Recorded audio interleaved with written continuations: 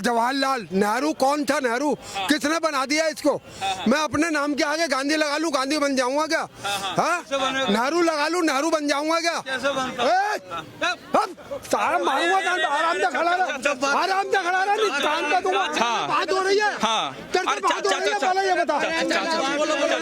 अरे चाचा छोड़ दीजिए। आप कांग्रेस पार्टी अपने आप को हिंदू बताती है, तो मैं कांग्रेस का नेता कोई भी आ जाए ना, यहाँ से मारता हुआ उसे कोर्ट में ले जाऊंगा और कोर्ट भी मजिस्ट्रेट ऑर्डर करता हुआ रह जाएगा। हाँ, कोई भी आ जाए। ऐसा क्या हो गया है? कांग्रेस ने क्या ऐसा बिगाड़ दिया आप? मैं वही तो बता रहा हूँ। अंग्रेजों ने हमें खाने कमाने के लिए लाइसेंस दिए थे। दिल्ली में म्युनिसिपल कमेटी हुआ करती थी। जवाहरलाल डाकू ने म्युनिसिपल कमेटी भंग करा दी सन 57 में। 58 में बना दी कारपोरेशन। इसका नाम रखना था इनको कर परेशान। गरीब की रेहड़ी 1000 की, जुर्माना 2000 का। अंग्रेज चले गए, डकैतों को छोड़ गए। ये चंबल के डाकुओं से भी ज्यादा खतरनाक थे।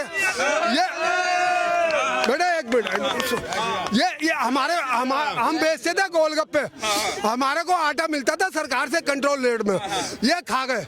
मिट्टी का तेल मिलता था, ये पी गए। हलवाइयों को कोला मिलता था, ये खा गए।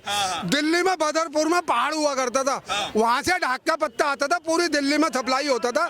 छोले वाले, गोलगप्पे वाले, हलवाई दोनों में सब्जी दिया करते थे। हमारी उम्र के हमसे पत्ते ले जाते थे मांग के, बेटा 2 पत्ते दे दो। बाबा क्या करोगे? बेटा जोड़ों में दर्द हो रहा है, बेटा पैरों में सूजन आ गई है, बेटा पैरों में मोच आ गई है। अच्छा 2 और ले जाओ, समझे? उनके दर्द दूर हो जाता था। आज वो तुम्हें 100 रुपए किलो, 100 रुपए का पत्ता नहीं मिलेगा। 100 रुपए का बदरपुर का पहाड़ बेच के खा गए, तुगलकाबाद का पहाड़ बेच के खा गए। DTU की बसें चलती थी। सुनिए मैं भाई ले आऊंगा। DTU की बसें चलती थी दिल्ली में, जगदीश टाइटलर परिवहन मंत्री था, वो बेच के खा गया। ये सड़कों पे पत्थर होते थे 2.5 मन के काले, पटरी के किनारे लगे हुए, इंदिरा गांधी बेच के खा गई। बिजली के खंभे लगे हुए थे यहाँ लोहे के डबल गार्डर वाले, बीच में एंगल लगा हुआ, ये इंदिरा गांधी बेच के खा गई। जवाहरलाल ट्रेन बेच के खा गया।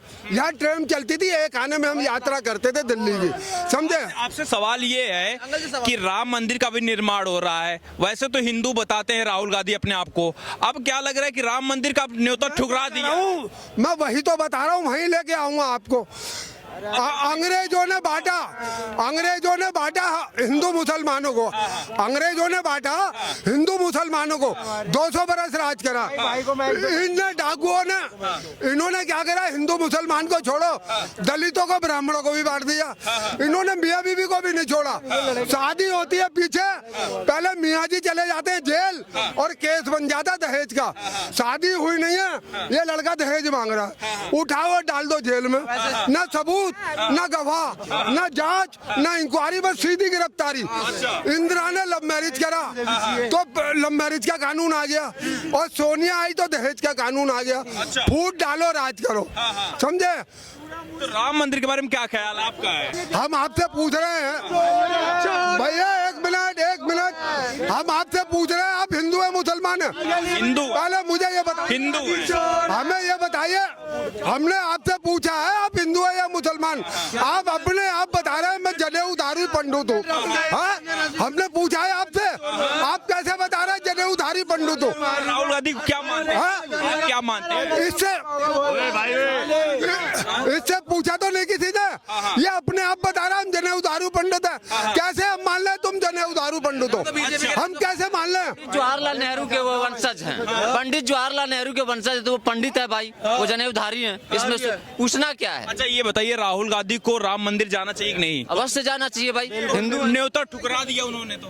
देखिए दरअसल क्यों मैं बता रहा हूँ, देखिए दरअसल राम मंदिर का जो मुद्दा था, इसको इतना पॉलिटिसाइज किया गया। अगर ये क्यों वो जनेऊधारी है, मंदिर भी जाते हैं, इसको पॉलिटिसाइज किया गया इस वजह से। कैसे मोरल विक्ट्री, थोड़ा बताना कैसे किया गया? देखिए राम मंदिर को कौन नहीं जानता है कि हिंदू और मुस्लिम को लेके इसके लिए इतना दंगे हुए थे शुरुआत में, और नरेंद्र मोदी के आने के बाद से इसको जय श्री राम के नाम पे फिर वायलेंस होने लगा। जय श्री राम से दिक्कत है? कोई दिक्कत, मैं तो बोलता हूँ। मैं आप कैसे कह रहे हो वायलेंस होता है?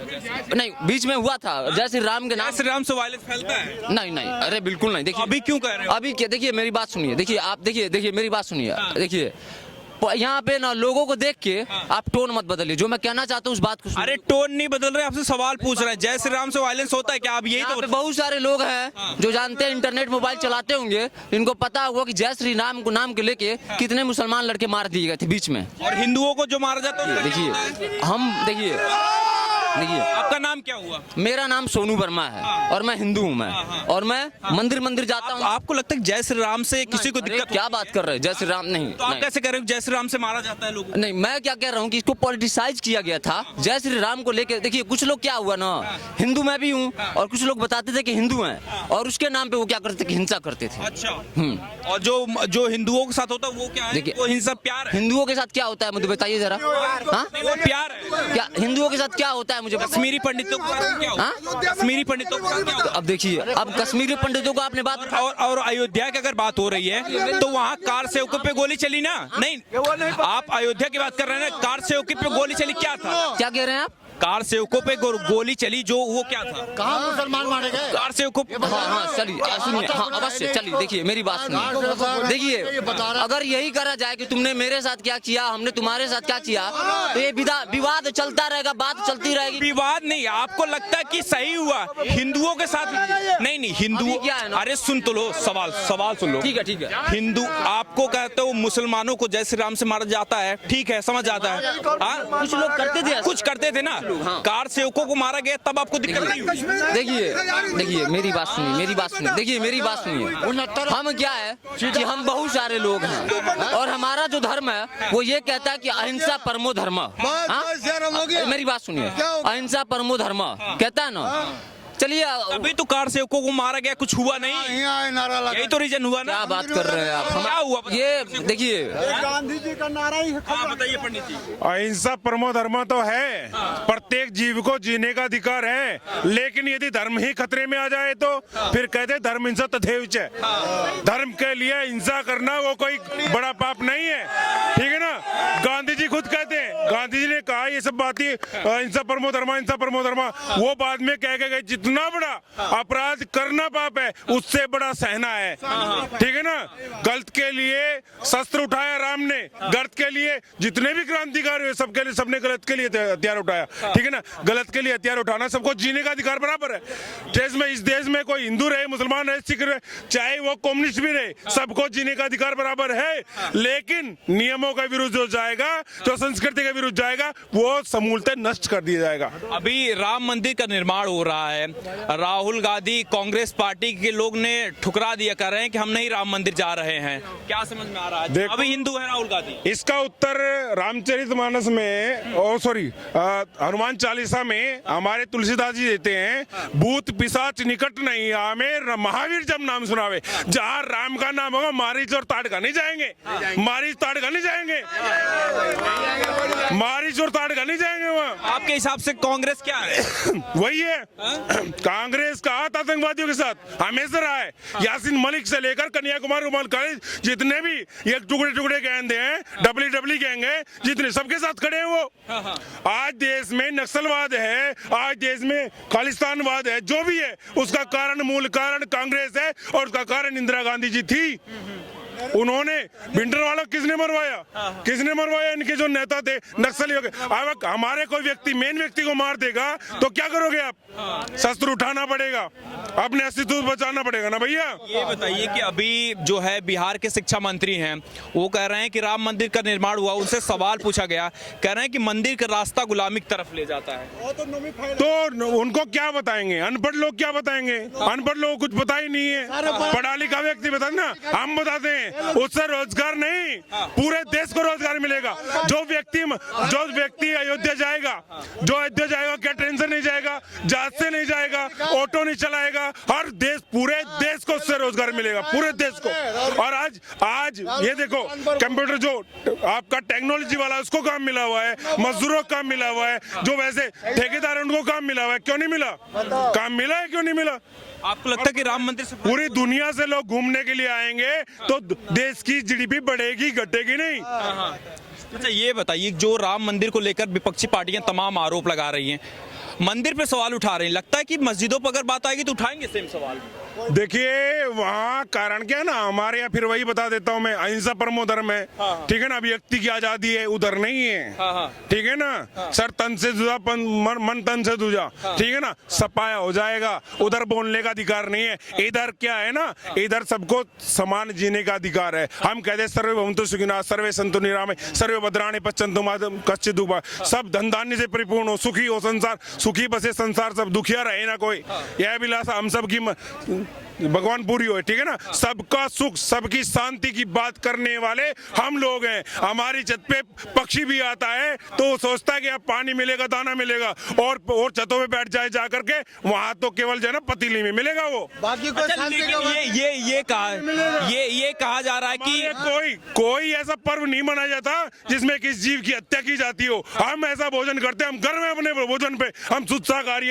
हमारे भोजन में किसी की चित पुकार नहीं आती। हमारे भोजन में शांति, सब खुशी की बात। फल ईश्वर ने बनाए, फल फूल सब्जी खाते हैं हम लोग, कंदमूल खाने वालों लोगों ने। राम के ऊपर तो जो है आरोप ये लगता है कि मांस खाते थे, ये एनसीपी के नेता बोल रहे हैं। आप देखिए, उन्हें कुछ भी क्या पता है, उन्हें क्या पता है। जिनका काम ही जिन्हें खुशबू, जिन्हें हर जीव मारकर की खाने की जिनकी यहाँ परंपरा रही हो, वो हमें क्या बताएंगे।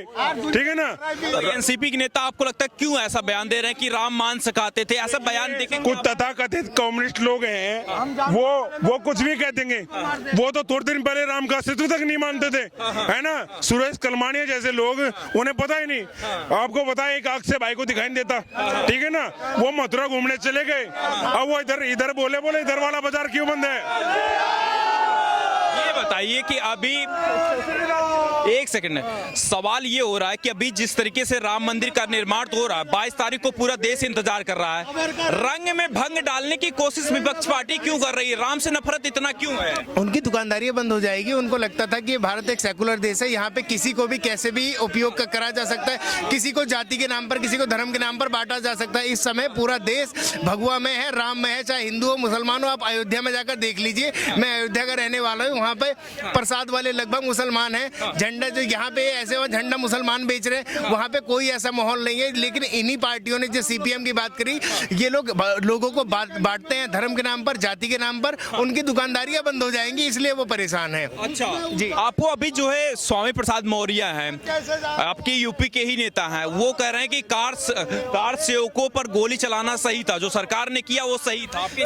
वो एक निहायती बदतमीज आदमी है। वो अपना इतिहास ढूंढ कर देखे, उनके गांव में जाके जब मुस्लिमों ने और अदर जातियों ने उन हमला किया था, तब यही जिन संघ को, आरएसएस को, विश्व हिंदू परिषद को गालियां दे रहे हैं, उन्हीं ने उनकी रक्षा की थी। आज वो सिर्फ सत्ता पाने के लिए वो सत्ता से अलग हो गए, वो उनकी बौखलाहट बोल रही है। अगर वो सत्ता में होते, वो अभी तक वो भाजपा में ही थे, भाजपा में सब कुछ ठीक था, भाजपा ने आज उन्हें निकाल के फेंक दिया।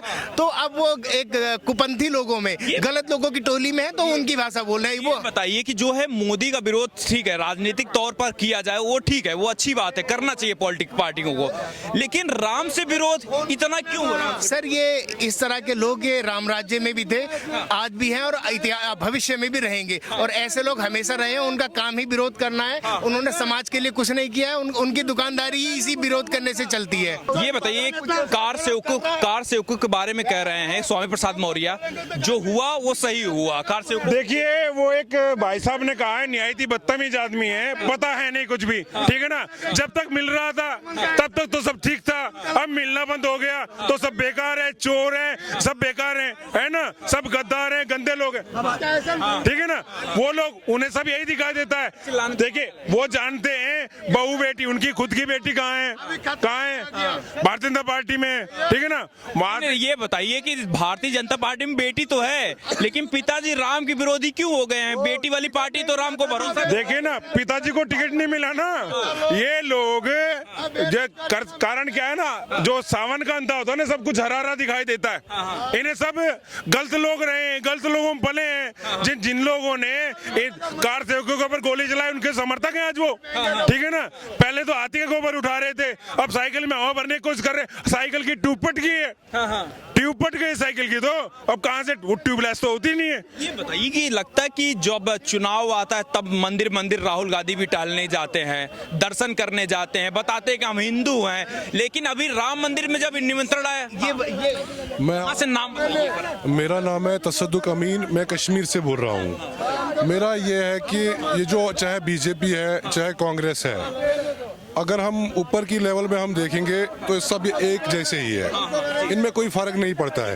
बल्कि आपने जो कहा अभी के इलेक्शन का टाइम जब आता है उस टाइम मंदिर मस्जिद का मसला उठ जाता है। बट ये हम जब तक हम आम जनता इस बारे में जागरूक नहीं हो जाएंगे कि हमें रोजगार कैसे मिलेगा, हमें काम कैसे मिलेगा, कोशिश करो। आप मित्रों से भी ये गुजारिश है कि आम जनता को फायदा पहुंचना चाहिए, आम जनता की जो समस्या है वो सामने आनी चाहिए। सवाल ये है, आप युवा के नाते बताइए, जो लोग जैसे राम मंदिर का निर्माण हो रहा है उसमें सरकार का सहयोग तो नहीं है, जनता पैसे दे रही है, ठीक है, लेकिन सवाल ये उठाया जा रहा है कि जो राम मंदिर पे कह रहे हैं कि रोजगार नहीं मिलता है, उससे फायदा क्या है? क्या वही लोग जो है मस्जिद पे सवाल उठाएंगे? आप राम मंदिर जो है वो धार्मिक मतलब आप क्या मानते हैं, राम मंदिर के बारे में क्या ख्याल है? देखो वो हमारा मतलब इसमें चाह मतलब हिंदू मुस्लिम सिख ईसाई अगर हम इसको जोड़ेंगे तो आपस में भाईचारे के नाते खुश हैं कि नहीं? हम भाईचारे के लिए खुश है, हम भाईचारे के इतना सहयोग दो भाईचारे के साथ कि मतलब सब एकजुट हो जाए।